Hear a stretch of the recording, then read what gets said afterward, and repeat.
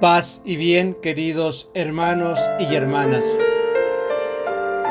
Iniciamos nuestra reflexión escuchando la lectura del libro del Éxodo. En aquellos días, el Señor dijo a Moisés: Anda, baja de la montaña, que se ha pervertido tu pueblo, el que tú sacaste de Egipto. Pronto se han desviado del camino que yo les había señalado. Se han hecho un becerro de metal, se postran ante él, le ofrecen sacrificios y proclaman: Este es tu Dios Israel, el que te sacó de Egipto. Y el Señor añadió a Moisés: Veo que este pueblo es un pueblo de dura cerviz, por eso déjame. Mi ira se va a encender contra ellos, hasta consumirlos, y de ti haré un gran pueblo.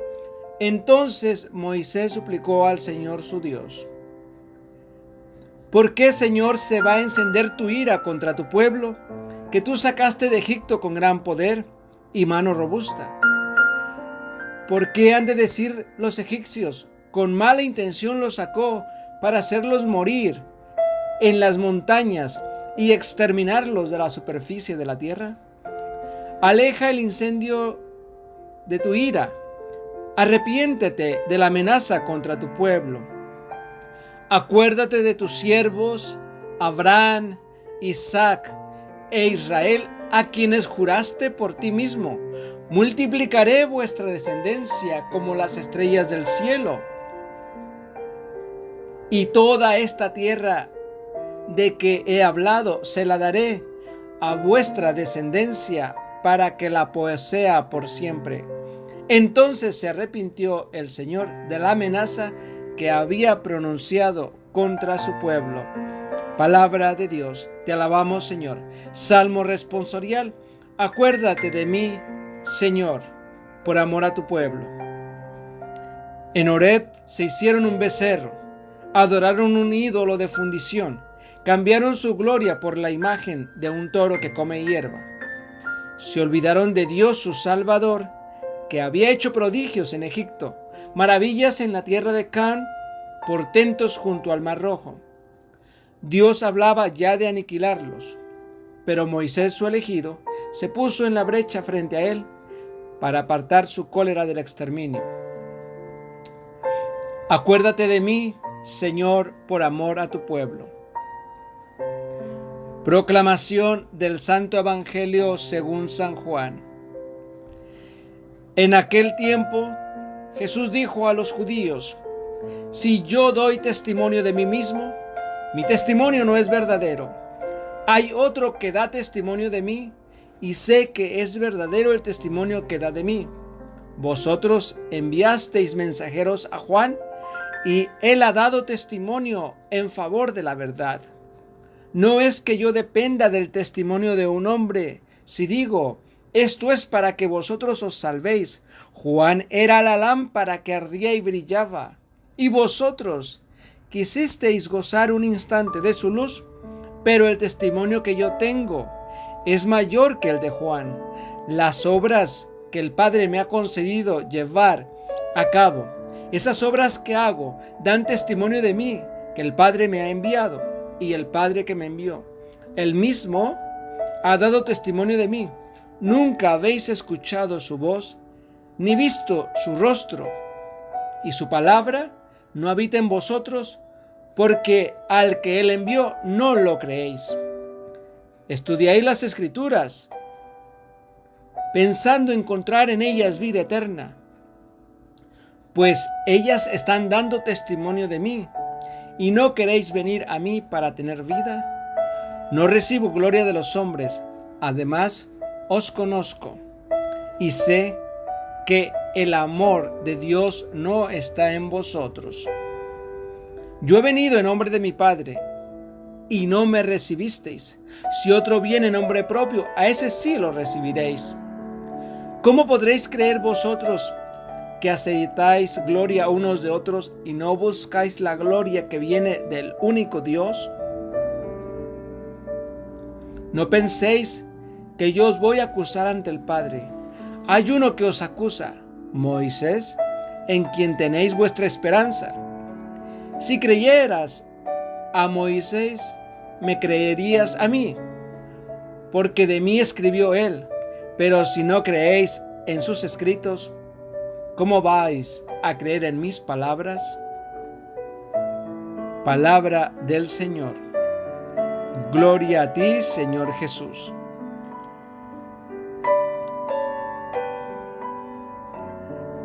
Reflexión. Resulta curioso cómo acostumbrarnos a poner sentimientos humanos al Dios que nos salva. En este libro, el capítulo del Éxodo, vemos a un Dios que amenaza a su pueblo Israel porque se ha construido un becerro de oro, un ídolo construido por manos humanas, a quien se le reconoce la liberación de la esclavitud de los egipcios. El pueblo, ignorando la autoridad del profeta Moisés, sigue la inmediatez de su impaciencia y construye un becerro de oro para adorarlo, porque en el fondo el pueblo quiere un Dios a su medida, un Dios que se pueda manipular y crear a su antojo, un Dios que sea tangible, reconocerlo en la materialidad de la vida. Este hecho hace encender la ira de Yahvé. Y resulta curioso también que sea Moisés el que le recuerde su alianza y su promesa y calme la ira de Dios. Es un Dios celoso por una parte de su pueblo y un Dios que se deja calmar por el profeta por otra. Es una relación íntima la que subyace entre Moisés y Dios.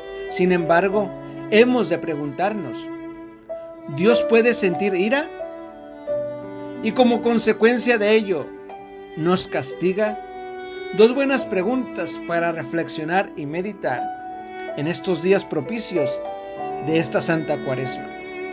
La ira y los celos son sentimientos humanos proyectados a un Dios por el sentido de la culpa, del olvido de Dios, de la manipulación de Dios a nuestro antojo. La ira y los celos nos sacan fuera de nuestro equilibrio emocional y nos quita la libertad de expresarlo de una manera sana. Pregunta una vez más, ¿puede Dios tener sentimientos insanos? Él no se encuentra implícito en todas las respuestas. ¿Cómo puede Dios, lleno de misericordia y compasión, que escuche el sufrimiento de su pueblo y lo libera de la opresión, contradecirse a sí mismo? Dios es pura compasión y misericordia. Por eso nos espera en el camino de la fe. Moisés, el gran líder espiritual de Israel, tiene un gesto en la primera lectura que nos enseña a actuar en favor de lo que amamos. El pueblo que está guiando se ha apartado de Dios, construyéndose ese ídolo de la que tanto hemos hablado. Y también nosotros a veces caemos y vamos cayendo en el pecado de la idolatría. ¿Por qué? Porque nos dejamos llevar por este mundo metalizado, donde está el pecado del egocentrismo, del idolatrismo y del relativismo. Hoy, en este día, todo eso que termina en ismo pareciera una palabra que nos va haciendo mengua en nuestra mente, nuestro pensamiento. Sería bueno recapitular en nuestra vida y, como siempre lo digo frecuentemente, hacer un alto y ver en qué estoy fallando. ¿Estamos a la escucha de la palabra de Dios? Si nos ponemos a pensar en la escena de Moisés platicando con Dios, Moisés insiste, suplica y Dios le escucha y le da una nueva oportunidad a su pueblo. Preciosa oración de intercesión. Ahora bien, una pregunta muy importante para nosotros. ¿Y yo?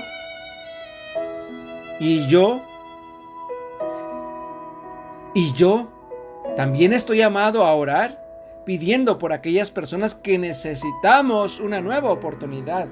No me salgo del perol. Una sanación, una luz que nos ayude a ver en medio de la oscuridad. Estoy llamado a llevarlas a mi oración, a hablarles de ellas a Dios, a rogar por su conversión. Todos deberíamos ser un poco Moisés, hombres y mujeres, creyentes que desde el amor llevamos a Dios a todos aquellos a quienes lleva, Piensa en tu oración de hoy, en aquellas personas que necesiten una intercesión especial por su compleja situación de vida y preséntalas ante el Señor con nombres y apellidos. El Evangelio nos dice hoy,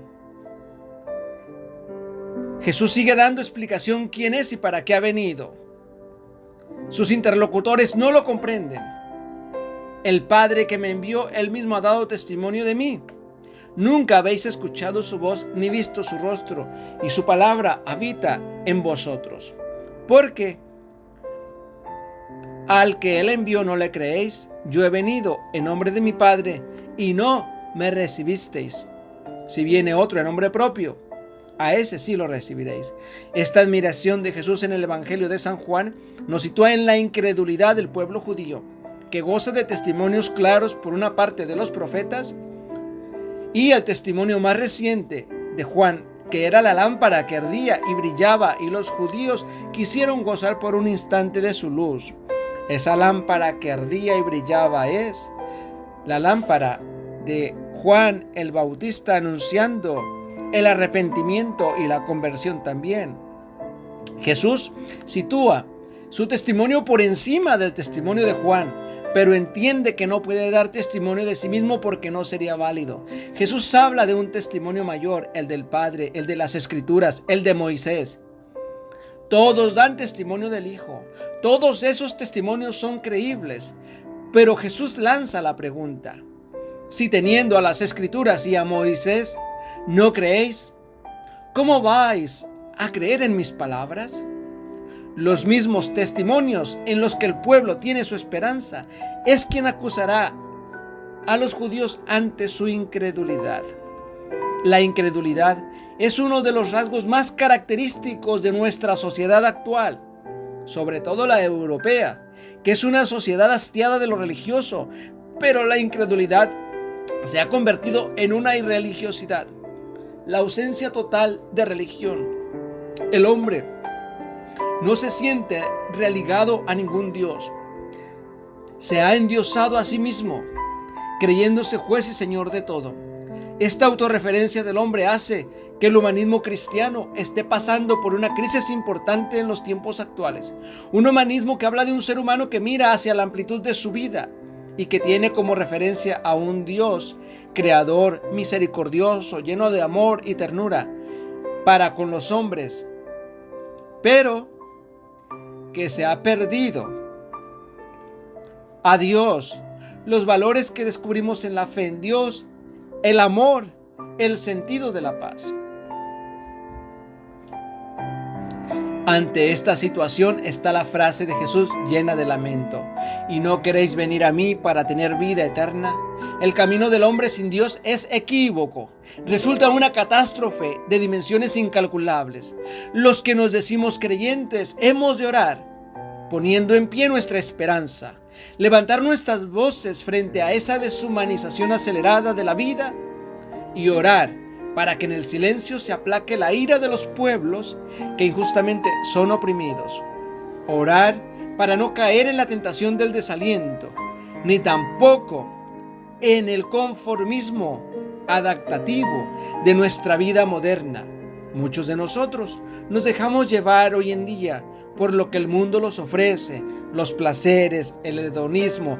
Incluso estamos también inclinados al sexualismo, cuando prácticamente el ser humano se convierte por antonomasia en una persona salvaje, que una persona menos que eso, porque ahí termina toda nuestra racionalidad. Y hoy es tiempo de volver a Dios, ese Dios lleno de amor y de compasión, que ante la rebelión del pueblo que libera por la oración y la intercesión de Moisés, se arrepiente de su ira y le da una segunda oportunidad. Aquí me recuerda también las caídas de Jesús, que se levanta, cubierto de dolores, llagado, lleno de sangre, coronado de espinas,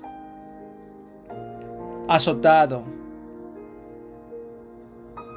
calumniado y lo peor, la peor afrenta en lo personal, despojado de sus vestiduras. Hagamos un contexto y un paralelo aquí hagamos un paréntesis.